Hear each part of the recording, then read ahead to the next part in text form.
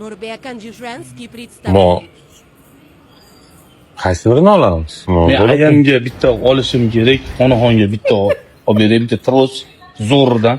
Ha, Dubayga kelib. Dubayga kelib $500-600 Ayizgami? Ayamga do'stim. Ayizga nima qilasiz berib? Menga bering jiyarim. Nima demoqchisiz buni? Do'stdan foyda. Onasini emsin menga bering. Onangizga nima qilasiz berib bilan? Onadan nimaga foyda yo'q? Qiynali men 9 oy ko'tarib qonda turib. Siz nima qilib beryapsiz bizga? Kelajak o'taram, nima qilib beryapsiz menga? Nechi pul bu? Opa aka? Sorry. Nechi How pul? much? Thank you so much. How much? How much? Dollar. Dollarga hisoblab ber. 169. Ha?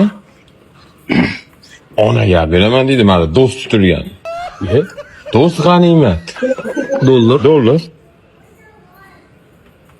Dirhams. Dirham. Ha, 2000 dirham. Dirham, yeah. Dollar. Dollarga How hisoblab much? ber. Dollar. Oddiy American dollarsga hisoblab ber. 577. 577 dollarmi? $600 ekan. 600 dollarmi? Yeah, dollar. Turib turasizmi hali rahat? Hozir kelamiz. Turib turasiz.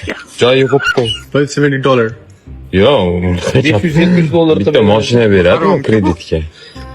Ha? Xo'p, yo'q, turib turasizmi? Real silver. Ha? Real silver. Aha. Silver. Okay. Onasi bilan 600 dollarga qancha yashaymiz jannatim? Bir umr.